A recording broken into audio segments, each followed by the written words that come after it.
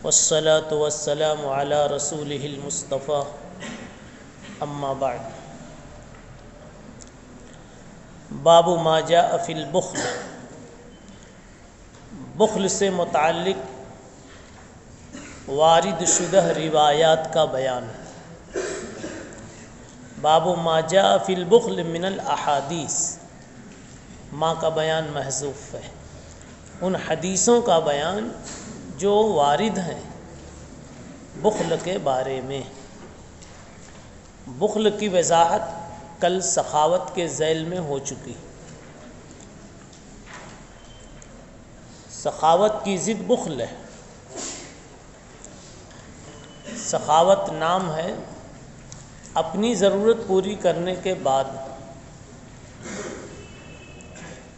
جو رقم بچے اس سے کسی اور کی ضرورت پوری کرنا، اور اپنی ضرورت دبا کر اپنے کو مشقت اور مجاہدے میں ڈال کر کسی کی ضرورت پوری کرنا، یہ ایثار کہلاتا ہے۔ خود بھوکے رہ کر دوسرے کو کھلانا، خود ننگے رہ کر دوسرے کو پہنانا، سلام اس پر جو بھوکا رہ کے اوروں کو کھلاتا تھا صلی اللہ علیہ وسلم، یہ ایثار تھا۔ تو بخل یہ ہے کہ اپنی ضرورت پوری ہو جانے کے بعد بھی دوسرے کے تقاضے کو پورا نہ کرنا، یہ بخل ہے۔ اب سامنے والے کا تقاضا جس درجے کا ہوگا، آپ کا اس سے اعراض کرنا بھی اسی درجے میں محسوب ہوگا۔ اگر وہ حالت اضطرار میں تھا اور آپ نے اس کی ضرورت نہیں پوری کی تو اعلیٰ درجے کے آپ بخیل ہیں، اور اگر وہ حالت اضطرار میں نہیں تھا، حالت سے استحباب و استحسان میں تھا، بہتر تھا کہ آپ اس کا کام بنا دیتے، پھر آپ نے اس کی طرف توجہ نہیں کی اور بخل سے کام لیا تو ثانوی درجے کا بخل ہے، مگر یہ بھی بخل ہے۔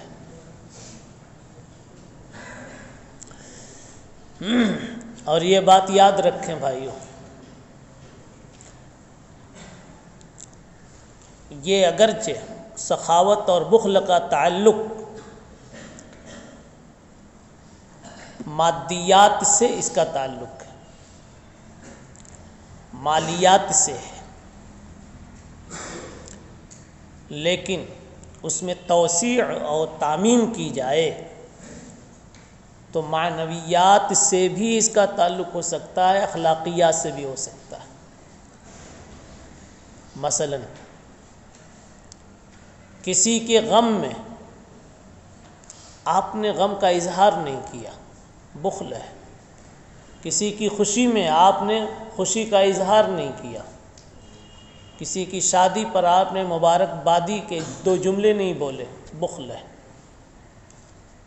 کسی کی اچھی بات پر آپ نے احسن اللہ الیک نہیں کہا، بخل ہے۔ کسی کی عطا پر آپ نے جزاک اللہ نہیں کہا، بخل ہے۔ اور کہا ہر کہنے کے موقع پر اس کی ترتیب کے اعتبار سے سخاوت ہے، بلکہ اس میں بھی اعلیٰ درجہ ہوگا۔ کسی نے آپ کے ساتھ اچھا نہیں کیا، کسی نے آپ کی تحسین نہیں کی، بلکہ مقام تعریف میں آپ کی تعریف سے سکوت اختیار کیا، یا مقام تعریف میں اس نے کوئی بے بنیاد مذمت کر ڈالی، پھر بھی آپ نے اس کے ساتھ حسن خلق کا مظاہرہ کیا، خوش روئی کا مظاہرہ کیا، انتقام نہیں لیا، یہ اعلیٰ درجے کا ایثار ہے۔ ورنہ آپ چاہتے تو اس کا کچھ کھول سکتے تھے۔ تو مادیات سے بھی اس کا تعلق ہے اور معنویات سے بھی اس کا تعلق ہے۔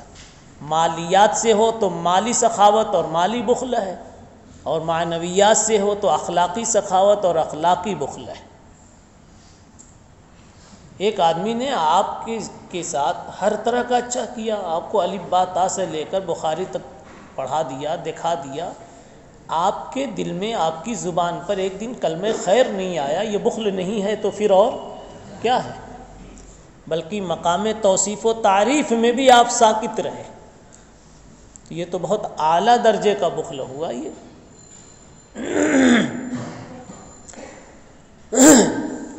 ابو سعید خدری رضی اللہ تعالی عنہ راوی ہیں اس حدیث کے، جن کا نام ابو سعید خدری رضی اللہ عنہ کا نام سعد ابن مالک ابن سنان۔ فرماتے ہیں کہ جناب رسول اللہ صلی اللہ علیہ وسلم نے ارشاد فرمایا، خصلتان لا تجتمعان فی مؤمن، البخل وسوء الخلق۔ الخلق کو دو طرح پڑھتے ہیں، الخلق اور الخلق۔ یہ فعل کے وزن پر جو لفظ آتا ہے، عربوں میں اس میں دو تلفظ عموماً پایا جاتا ہے، خلق، خلق، معنی ایک ہی ہے۔ یہاں سوء الخلق لکھا ہوا ہے، اور قرآن میں بھی ہے وَإِنَّكَ لَعَلَىٰ خُلُقٍ عظیم۔ دو خصلتیں جمع نہیں ہو سکتی کسی ایمان والے میں، ایک بخل اور دوسری خصلت بدخلقی۔ یہ دو چیزیں کسی ایمان والے میں جمع نہیں ہو سکتی۔ خصلت کس کو کہتے ہیں؟ خصلت کہتے ہیں عادت کو، لیکن عام طور پر خصلت سے مراد انسان کی وہ صفت ہے جو اس کی طبیعت کا حصہ بن چکی، وہی جس کو عادت کہا جائے۔ اور عادت کہا جاتا ہے وہ کام جس کا صدور اس سے بلا تکلف ہوئے، جیسے ہم کوئی بات کہتے ہیں آپ کا سر ہل جاتا ہے، آپ کہتے ہوئے آپ کا ہاتھ ہل جاتا ہے، کبھی آپ نیت نہیں کرتے کہ اب ہاتھ ہلاؤں پھر کچھ کہوں، اسی لیے آپ کی رفتار تقریر کی جتنی تیز ہوتی ہے، ہاتھ کی اس سے کچھ کم نہیں ہوتی۔ کبھی یس کا ہاتھ ہلتا ہے تو کبھی نو کا ہاتھ ہلتا ہے، کبھی نعم کا سر ہلتا ہے تو کبھی لا کا سر ہلتا ہے۔ تو یہ سب عادات ہیں۔ اصل میں عادات جب بہت اعلیٰ ہو جاتی ہیں، ایک دم پختہ اور راسخ ہو جائے تو اس کو ملکہ کہا جاتا ہے، کہ وہ چھوڑے بغیر نہ چھوٹے۔ عادت کچی ہوتی ہے تو کسی قدر اس میں ارادے کا دخل ہوتا ہے، پھر وہ شے وہ عمل وجود میں آتا ہے۔ اور عادت اگر بالکل راسخ ہو جائے، پختہ ہو جائے، تو ملکہ بن جاتی ہے عادت۔ اور ملکہ جو ہوتا ہے اس کی وجہ سے، اس اعلیٰ عادت کی وجہ سے بغیر کسی ادنا تکلف کے بھی اور بغیر ادنا ارادے کے بھی شے کا وجود ہوتا رہتا ہے۔ اب یہ بتایا کہ دو چیزیں، دو خصلتیں مومن میں جمع نہیں ہو سکتی، ایک ہے بخل اور ایک بدخلقی۔ آپ کو اگر سوال ہو کہ بہت سے ایمان والوں میں تو ہم یہ دونوں چیزیں دیکھتے ہیں، بخیلی بھی دیکھتے ہیں، بدخلقی بھی دیکھتے ہیں، گالی گلوچ کرنا، وعدہ خلافی کرنا، امانت میں خیانت کرنا، یہ سب ساری چیزیں بدخلقی ہے۔ کسی کا راز فاش کرنا، کہیں سے صبر کی بات آ جاوے تو صبر نہ کرنا، موقع تنگی کا آ جائے تو صبر کے بجائے جزا فضا کرنا، رب کائنات کی نعمت مل جائے تو 2 رکعت شکرانہ نہ پڑھنا، کوئی اچھا کر دیوے تو اس کو جزاک اللہ نہ کہنا، اس طرح کی ساری باتیں جتنی بھی ہیں، اس طرح کی جتنی باتیں ہیں، یہ سب بدخلقی کی مثالیں ہیں۔ مومن میں تو نظر آتی ہیں یہ سب، اور حدیث میں یوں کہا گیا کہ مومن میں یہ باتیں نہیں ہوتی۔ تو ایک بات یاد رکھیں، حدیث میں جو کہا گیا وہی صحیح ہے، جو تم کو دکھ رہا ہے وہ غلط ہے۔ یا تو تم حدیث نہیں سمجھے یا وہ جو دیکھ رہے اس کو نہیں سمجھے، دو میں سے کوئی ایک نفی ہے۔ حدیث اپنی جگہ صحیح ہے۔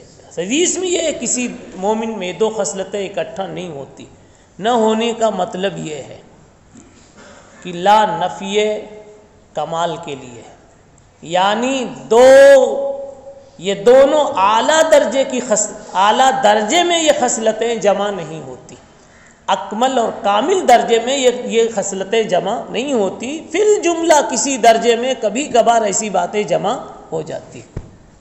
تو نفی فرد اکمل کی ہے، اور جو تمہیں دکھی صفت وہ غیر اکمل ہے، لہذا دونوں میں کوئی تعارض نہیں ہے۔ حدیث میں نفی کی گئی کہ اعلیٰ درجے کی نفی، یعنی یہ خصلتیں اعلیٰ درجے میں کسی مومن میں نہیں ہو سکتی۔ نمبر 2،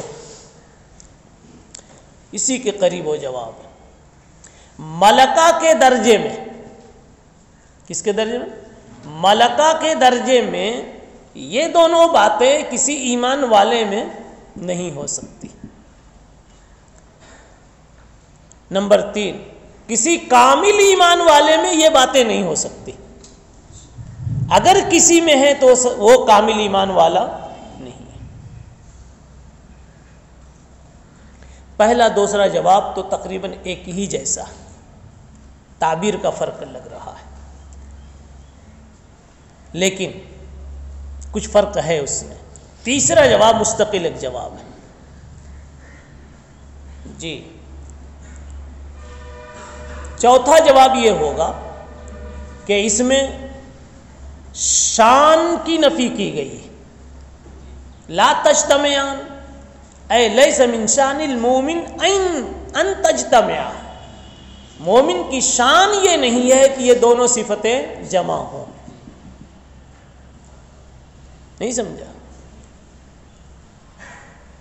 کسی کے بارے میں بھی، یا کسی کمپنی کے بارے میں، کسی خاندان کے بارے میں، کسی علاقے کے بارے میں کوئی بات پوچھی جائے تو آدمی کو اگر کبھی تو بالتحقیق و تفصیل بات معلوم ہوتی ہے، مجھے تمہارا پورا خاندان معلوم ہے کہ تو ایک مولوی کا بیٹا ہے، تیرا دادا بھی مولوی ہے، تیرا نانا بھی مولوی ہے، جدھر ہاتھ پھیلا ادھر مولوی ہے، یہ تفصیل معلوم ہے۔ اور ایک اجمال معلوم ہے، جس گاؤں میں ہے نا اس گاؤں میں مولوی بکثرت ہے، تو اس گاؤں کی جب یہ شان ہے تو اس کی بھی یہ شان ہے کہ یہ بھی مولوی ہوگا، یا یہ کہ اس کے بھائی، اس کے باپ، دادا، چاچا، یہ سب کیا ہوں گے؟ مولوی ہوں گے۔ یعنی تیرے گاؤں کی شان، تیرے گاؤں کی صفت، تیرے گاؤں کا مزاج، یہ تیرا گاؤں تو نہیں ہے ایسا، لیکن جو کہہ رہا شاید اس کا گاؤں ایسا ہی ہے کہ نہیں ہے؟ جی، تو یہ کہا جائے گا کہ شاید وہ بھی کیا ہے؟ مولوی۔ یہ ہے شان کی بات۔ شان مانے وہ شان نہیں کہ بہت عالی شان، نہیں، شان مانے اصل پہچان، شان مانے اصل پہچان۔ جی، تو مومن کی اصل پہچان یہ ہے، شان کا مطلب اصل پہچان یہ ہے کہ اس میں یہ دونوں باتیں نہ ہوں، لیکن کبھی شے پہچان کے علاوہ بھی پائی جاتی ہے، شے ہوتی ہے وہ پہچان نہیں ہوتی، اور کبھی پہچان ہوتی ہے وہ شے بھی نہیں ہوتی، بلکہ اصول یہ ہے کہ علامت اور ذل علامت کا آپس میں تخلف جائز ہے، علامت اور ذل علامت کا تخلف باہم جائز ہے۔ تخلف کا مطلب کئی مرتبہ بول چکا ہوں اتنے دن میں، کا مطلب یہ ہے کہ کبھی علامت ہے مگر ذل علامت نہیں ہے، اور کبھی ذل علامت ہے لیکن اس کے اوپر کوئی علامت نہیں ہے۔ آپ سمجھ رہے ہیں نا؟ جی، وفی الباب عن ابی ہریرہ، اور سچی بات ایک اور ہے اس حدیث سے متعلق، ایک بڑا خوبصورت سبق ہے۔ خصلتان لا تجتمعان ہے تو جملہ خبریہ، لیکن مراد ہے جملہ انشائیہ۔ کہا یہ جا رہا ہے، خبر دی جا رہی ہے کہ مومن کامل میں یہ دو باتیں کبھی جمع نہیں ہوتی، البخل و سوء الخلق، جمع نہیں ہوتی مومن کامل میں، ایمان والے میں یہ بات نہیں ہوتی۔ تو کہا یہ جا رہا ہے خبر کی شکل میں، انشاء کا پیغام کہ دیکھو تم اپنے میں یہ دونوں باتیں کبھی جمع مت کرنا، اے مخاطب تو سن، اپنے اندر میں یہ دونوں باتیں جمع نہ کرنا۔ کل خبر انشاء، عرب والے کہتے ہیں ہر خبر کیا ہوتی ہے؟ انشاء ہوتی ہے۔ ارے مولوی جی بہت پرانی بات ہے کیا جو بارہا سنو گے؟ ٹرین پہ کہتا ہے چائے گرم چائے گرم چائے گرم، تو بتاؤ خبر دینا ہے مقصود اس کو؟ ابھی وہ اسٹیشن پہ جو چلا رہا ہے خبر دینا مقصود ہے؟ کیا مقصود ہے؟ خریدو پیو، خریدو پیو، بلکہ پیو اور پھر فیس جمع کرو۔ یعنی بولتا ہے جملہ خبریہ اور مراد ہے جملہ انشائیہ، پیو۔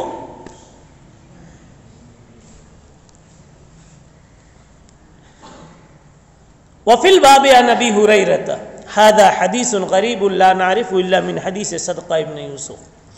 دوسری حدیث دیکھ لیجئے 4-5 منٹ میں۔ عن ابی بکر الصدیق رضی اللہ تعالی عنہ عن النبی صلی اللہ علیہ وسلم قال لا يدخل الجنة خب ولا بخیل ولا منان۔ اس میں محل استشہاد اور محل ترجمہ بخیل کا لفظ ہے جی۔ لا يدخل الجنة خب، جنت میں خب نہ جائے گا اور بخیل نہ جائے گا اور منان نہ جائے گا۔ خبن کہتے ہیں مکار کو، دھوکے باز کو، فریب دینے والے کو۔ میں پہلے کہہ چکا ہوں خب با کا ضم ہے، دھوکے باز کچھ کو کچھ میں ملائے ہوتا ہے، دھوکے باز کچھ کو کچھ میں ملائے ہوتا ہے، یعنی اصلی دودھ میں پانی ملائے ہوتا ہے یا اصلی گھی میں ڈالڈا ملائے ہوتا ہے، ہرے ہرے چارے دکھا کر اندر کا جذبہ انتقام ملائے ہوئے ہوتا ہے، اور پھر تجھے کسی غیر مانوس راستے سے گزارتا ہے اور پھر تیرے جان کے اوپر حملہ کرتا ہے۔ خبن ہے ایسا، یہ مکار ہے۔ یہ لا يدخل الجنة خب ولا بخیل، خب ولا بخیل، بخیل ہو چکا، ولا منان، منان کہتے ہیں احسان کر کے جتانے والا، من سے بنا، من کے معنی احسان کرنا بھی آتا، کاٹنے کے بھی آتا جی۔ بہرحال مراد اس سے ہے منان، منان احسان کر کے آپ کی عزتیں اڑانے والا، عزتیں کاٹنے والا۔ تو یہ فرمایا حدیث پاک میں ایسے لوگ جنت میں نہیں جائیں گے۔ یہ جنت میں نہ جانے کی جو بات ہے یہ دخول اولی کی نفی ہے، دخول اولی کی نفی ہے، دخول مطلق کی نفی نہیں ہے۔ یعنی ایسے لوگ اپنے ان جرائم کی وجہ سے، بخیل بخل کی وجہ سے اور دھوکے باز اپنی فنکاری کی وجہ سے، منان اپنی منانیت کی وجہ سے اول جنت میں نہیں جائے گا، سزا بھگتنے کے بعد جائے گا۔ لیکن دخول اولی کی نفی کے لیے تغلیظاً و تقبیحاً و تشنیعاً رسول اللہ صلی اللہ علیہ وسلم لا کا لفظ کلمہ نفی استعمال فرماتے تھے تاکہ ایمان والا ڈر جاوے۔ جیسے مدرسوں میں کہا جاتا ہے نمازوں کی پابندی اگر نہیں کی، کلاس کی پابندی نہیں کی، کھانا نہیں ملے گا، سند نہیں دی جائے گی، لیکن پھر بھی اگر مل جائے تو دونوں میں تعارض نہیں ہے۔ جواب وہ بولا گیا تھا تشنیعاً، یعنی کہ اعزاز کے ساتھ نہیں دی جائے گی، اول نہیں دی جائے گی، کسی اور ثانوی شکل میں ثانوی درجے میں دی جائے گی۔ تو اگر کبھی ایسا کہہ دیا جائے تو یہاں سے نکال سکتے ہو کہ میں سمجھ گیا کہ دی جائے گی، اس لیے کہ حدیث میں کہا ہے کہ جنت میں نہیں جائے گا لیکن جائے گا، تو سند نہیں دی جائے گی پھر بھی دی جائے گی۔ کہنا ہے ترمذی کی اس روایت سے آج کے سبق سے بات سمجھ میں آئی۔ اب اگلی حدیث، قال رسول اللہ صلی اللہ علیہ وسلم المؤمن غر کریم والفاجر خب لئیم۔ ادھر خبن تھا، کیا بولے؟ خبن، دھوکے باز، تو اس کی ضد غرن ہے۔ خبن میں دو لغت ہے، خبن اور خبن دونوں پڑھتے ہیں۔ غرن بالکسر، اس کے معنی ہے شریف انسان، بھولا بھالا۔ کیسا؟ بھولا بھالا، جو بہت چالاک نہیں ہے، دوسرے مکاروں کے مکر میں اور اس کے جال میں پھنس جاتا ہے، جیسے تم لوگ بیچارے سیدھے سادے ہے کہ نہیں ہے؟ ہاں جی، مومن غرن بھولا بھالا ہے، بھولا بھالا، غر غرارہ سے بنا ہوا ہے۔ بہرحال یہ کبھی کبھی اس کی پیشانی کی سفیدی اور اس کی تابناکی کے لیے بھی اس کا استعمال ہوتا ہے۔ قیامت کے دن جن کے اعضائے وضو چمک رہے ہوں گے اور ان کی پیشانیاں بھی نورانی ہوگی، ان کو الغر المحجلون یوم القیامہ کہا جائے گا۔ نہیں سمجھے؟ جی، چمک دمک، تو جن کا دل روشن ہوتا ہے مکاریوں کی گندگیوں سے، ظلمتوں سے، چالاکیوں کی سیاہی سے، تاریکی سے، بدماشیوں کے برے اور منفی اثرات سے، جن کے دل صاف ستھرے اور بارونق ہوتے ہیں، وہ غرن ہوتے ہیں۔ کریم، کریم معنی شریف، کریم کہتے ہیں وہ انسان جو ایک دن کرم نہ کر دے، طبیعت میں اس کے کرم ہو، گو کہ کبھی کبھی کرم سے ہٹ کر کچھ گرم کر دے، کرم سے ہٹ کر کچھ گرم کر دے، لیکن جو طبیعت جس کی ہے شریفانہ برتاؤ کرنا، چاہے کہ کسی دن شریفانہ برتاؤ اس سے چھوٹ جاوے، کبھی بلڈ پریشر زیادہ تھا یا کچھ اور سبب بن گیا، اس کی وجہ سے آج تھوڑا سا مولانا گرم دکھ رہے ہیں، مگر یہ کہ مولانا کی طبیعت اصلیہ تو کریمانہ ہے، کریم ہے جی۔ تو ایسے جس کی طبیعت میں کرم ہو، شرافت ہو، اس کو کہتے ہیں کریم۔ اسی لیے بخیل وہ نہیں ہے جو آج چائے نہ پلائے، بخیل وہ ہے جو کبھی نہیں پلاتا آج پلا دیا، وہ بخیل ہے، اس لیے کہ آج کسی ماحول میں آ کے پلا دیا اس نے۔ وہ دیکھا کہ سسرال کی گلی سے گزر رہا ہوں، اگر نہیں پلاؤں گا تو لوگ مجھے تانا دیں گے، ہے تو بخیل لیکن آج اس نے کریموں کا رول ادا کر دیا۔ اور ایک ہوتا ہے کریم مگر کسی وجہ سے بیچارہ وہ نہ کر سکا، کیوں؟ ہو سکتا ہے کہ آج موڈ نہ ہو یا جیب قطر لیا ہو کسی نے، کوئی اور بات ہو گئی۔ فرق سمجھ میں آیا نا؟ باب کرم سے جو چیز آتی ہے اس کے معنی کا تعلق مزاج انسانیت سے اور طبیعت انسانیت سے ہوتا ہے۔ تو جناب رسول اللہ صلی اللہ علیہ وسلم نے فرمایا کہ مومن شریف کریم انسان ہوتا ہے، اور فاجر جو ہے خب لئیم ہوتا ہے۔ فاجر مکار ہوتا ہے، لئیم کمینہ ہوتا ہے۔ بالکل کریم کی ضد لئیم ہے، کریم دینے کے لیے بے چین ہوتا ہے، کمینہ لوٹنے کے لیے بے چین ہوتا ہے، یہ بالکل فرق ہے۔ سبحان اللہ و بحمدہ، سبحان اللہ۔